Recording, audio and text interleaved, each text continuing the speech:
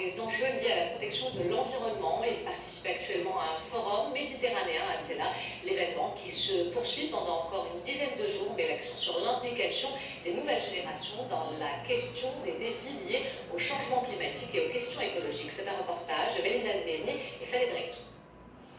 C'est dans l'Aqsba de Asela que Fatem Zahra et son équipe, participant à l'Académie méditerranéenne des jeunes, sont allés ce matin à la rencontre des habitants.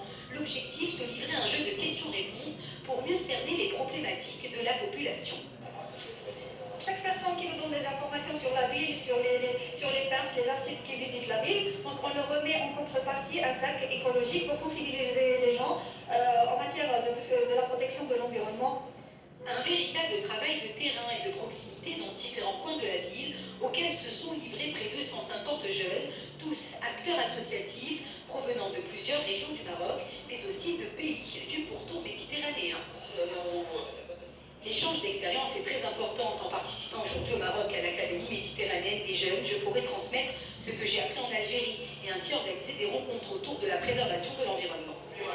Développement durable et changement climatique à l'approche de la COP22 ou encore la diplomatie des jeunes et l'éducation aux droits de l'homme, tels sont les thèmes qui seront débattus tout au long de cette manifestation.